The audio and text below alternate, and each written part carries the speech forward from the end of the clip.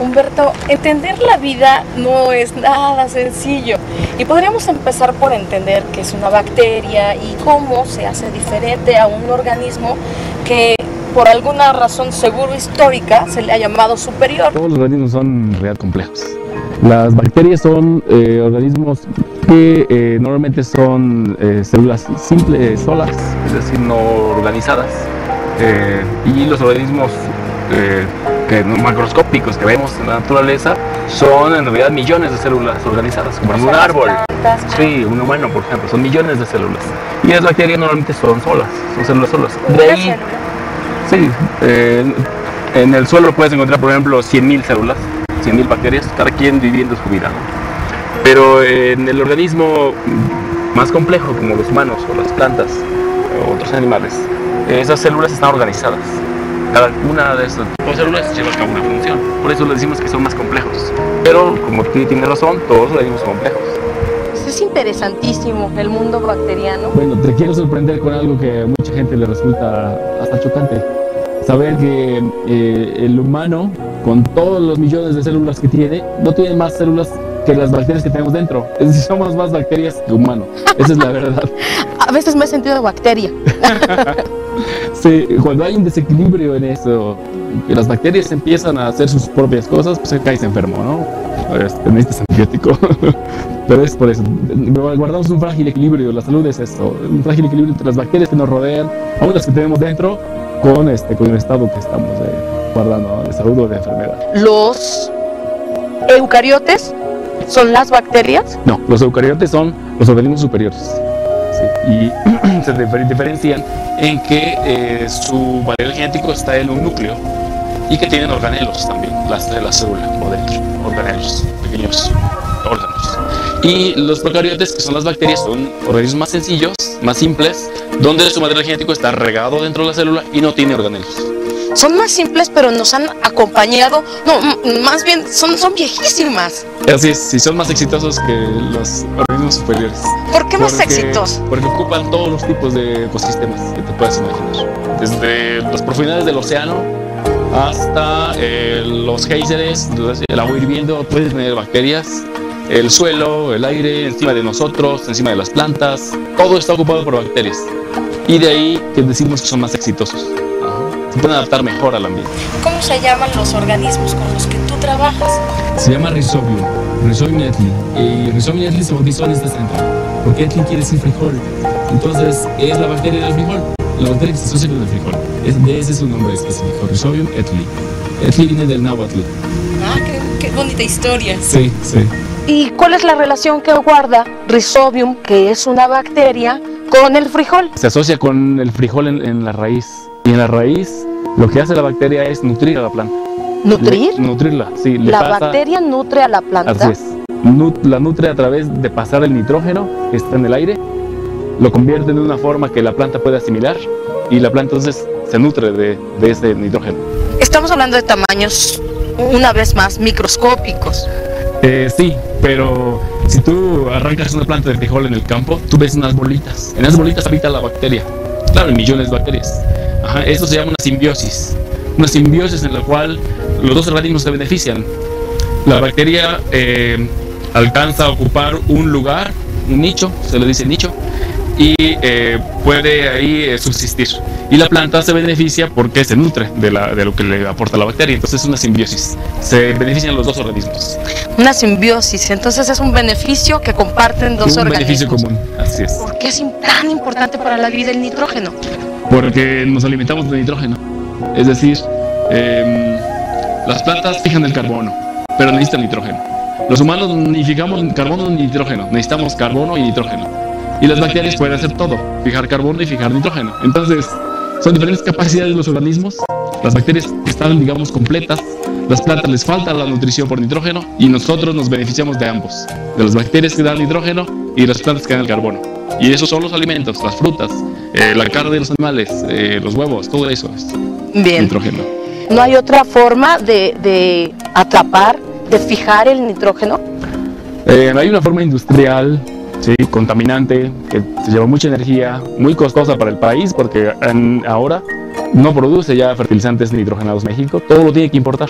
Entonces sí hay una forma, que es la forma tradicional de fertilizar los cultivos a través de urea, sulfato de amonio, etc. Sí hay otra forma, pero es la forma industrial. ¿Y este problema nacional tiene que ver con el agro? ¿Tiene que ver con el campo? Así es, porque después de que se ocuparon los fertilizantes químicos en los cultivos, después de la Revolución Verde, que consistió en nuevos procedimientos para los cultivos, pues se llega a un punto en que ya no se produce más en el campo, ya llegó a un límite, y entonces la población sigue creciendo, sigue demandando alimentos, más alimentos, pero la producción agrícola ya tiene un límite. Entonces, ¿cómo sobrepasar ese límite? Entonces volteamos a ver esa asociación simbiótica que hay entre las bacterias y el frijol, así como hay entre este tipo de bacterias y otro tipo de leguminosas, como puede ser la alfalfa, la soya, el haba. Todas ellas tienen un interés agrícola. Para nosotros, para México, el interés agrícola principal es el frijol, que es el segundo cultivo que más se consume en el país. Y entonces la propuesta que hacen ustedes es natural. Lo que hacemos es conocer esta asociación y tratar de mejorarla para la planta y para el beneficio de la gente que cultiva frijol. Entonces se puede llevar a la práctica. Estamos hablando de un biofertilizante. Así es. ¿Y qué es entonces un biofertilizante? Un biofertilizante es un organismo vivo o sus productos, un organismo muerto también puede ser, pero siempre y cuando venga de un organismo que estuvo vivo, que se aplica directamente al cultivo y le produce un beneficio. Puede ser, por ejemplo, un fertilizante biológico, por decirlo así. Puede ser otro compuesto que ayude a prevenir una enfermedad, por ejemplo, en las plantas, un biopesticida. De ese tipo de organismos andamos hablando. Entonces estamos hablando de la información genética funcional. La genómica funcional trata de entender cómo funcionan las bacterias o los organismos a través de tener esta gran cúmulo de información que es el genoma, que es la secuencia de los genes de los organismos. Entonces, ese proceso complejo de entender cómo funciona un organismo es el que después va a dar herramientas para la medicina genómica, por ejemplo, para otros organismos modificados y mejorados que se apliquen no solamente en la agricultura, también en la medicina.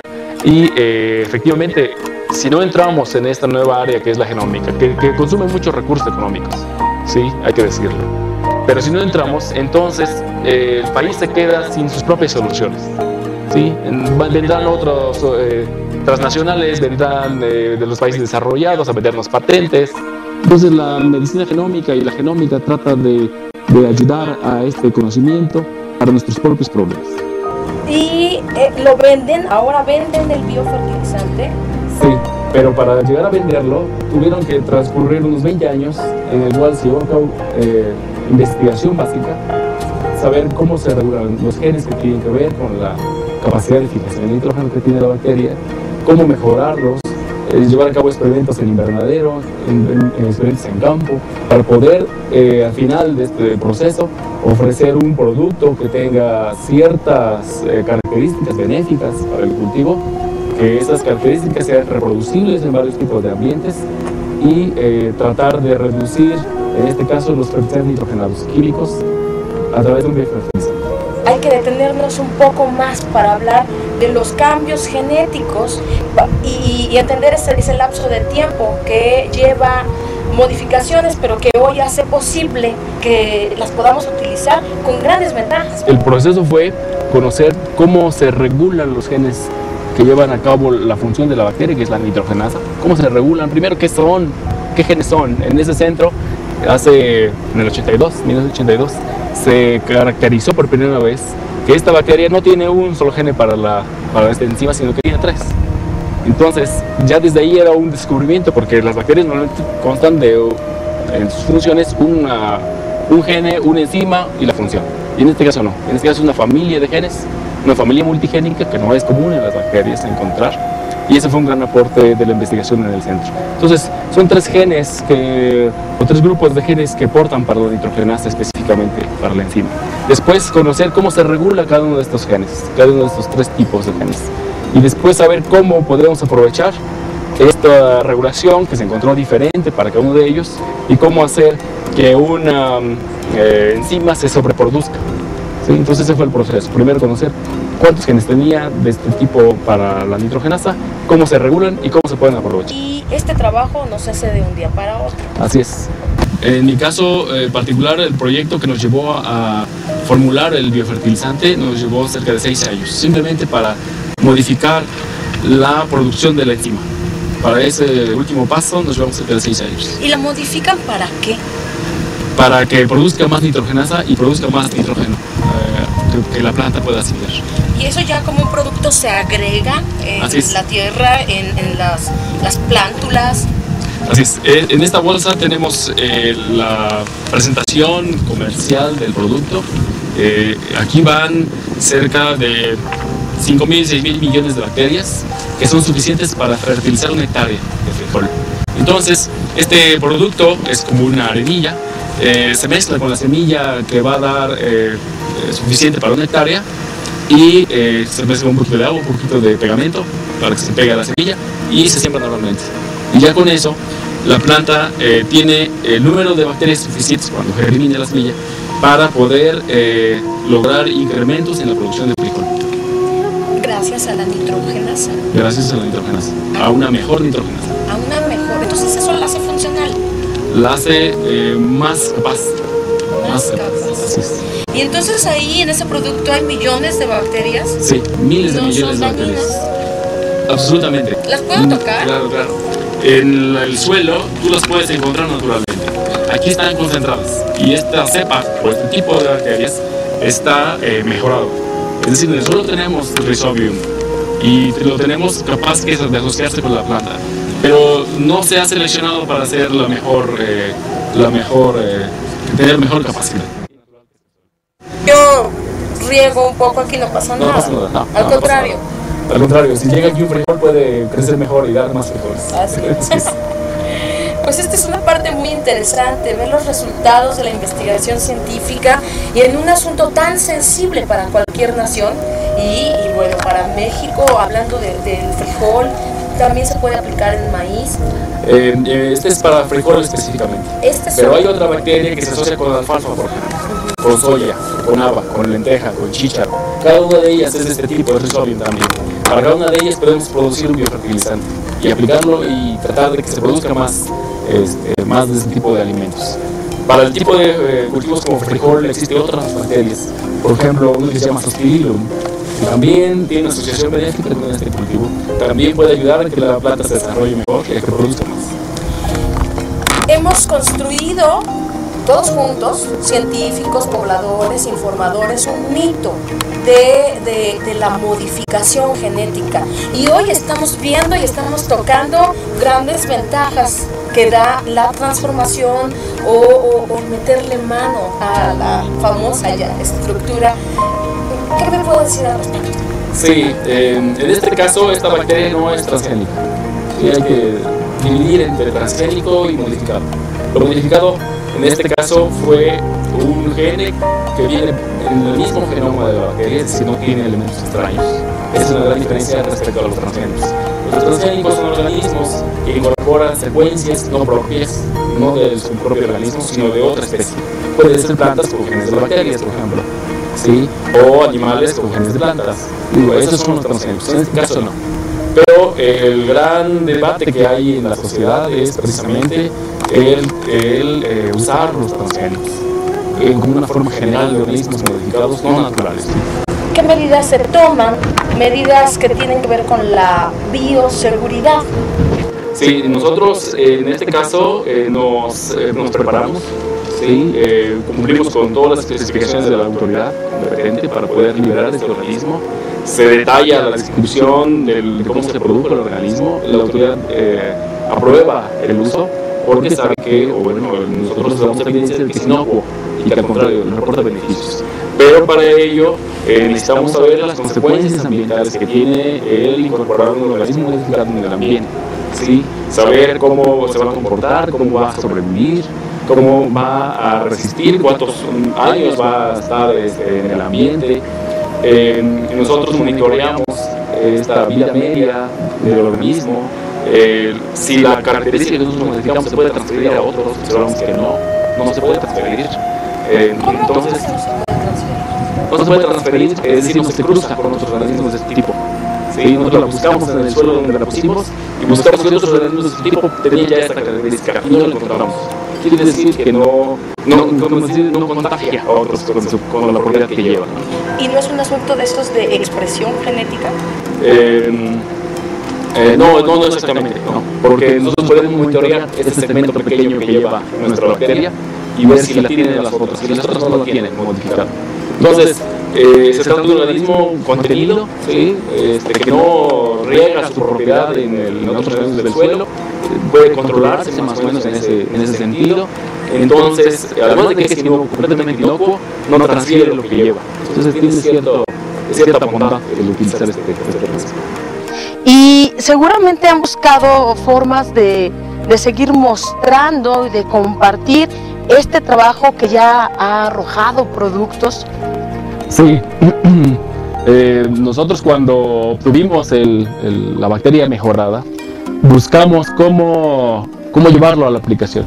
Y ese fue un proceso, es otra historia, es otro proceso igual de difícil, porque primero hay que convencer, bueno, históricamente en el país se tiene que el gobierno apoya en estas cuestiones agrícolas, entonces vamos con el gobierno, con las entidades responsables, y cambian los gobiernos, cambian los sexenios, se acaban los proyectos. Y hay que convencer otra vez. Hay que convencer ahora a la iniciativa privada, que aunque se oye mal, porque cite uno que ellos van a sacar mucho beneficio económico, la verdad es que se necesita una empresa que crea en el producto, a la que le demostremos los resultados y que diga, bueno, yo lo puedo vender, yo lo puedo aplicar, aún sin apoyos oficiales, ¿no? ¿Y cómo se le habla a un empresario un asunto de ciencia?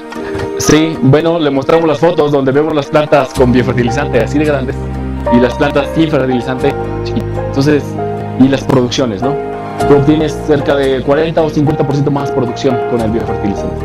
Entonces eso convence a cualquiera. ¿Entienden ya la diferencia entre un fertilizante químico y un biofertilizante? Los productores siguen confiando en las toneladas de fertilizante que ocupan, es la verdad.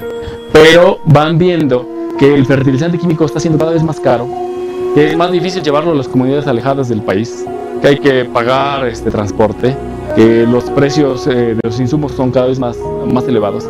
Y ven la alternativa del biofertilizante, que es más barato, varias veces más barato, 20 veces más barato, que rinde lo mismo el cultivo o hasta más, y la facilidad de transporte. Entonces todos esos beneficios en contra de aquellos aspectos inadecuados del fertilizante químico son los que los convencen.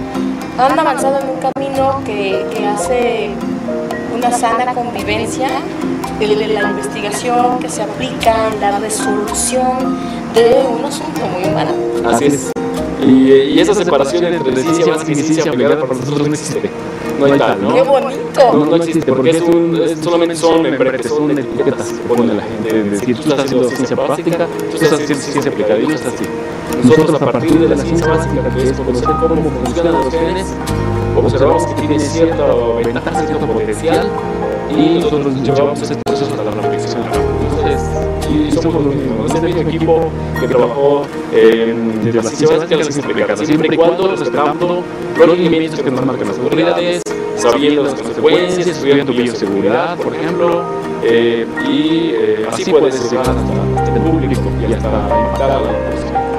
Han establecido una forma de comunicación, de relación entre la investigación académica, entre la ciencia y esta cálida acción humana de buscar una agricultura sustentable. Así es, sí, porque ahora el desarrollo de la humanidad necesita una agricultura sustentable.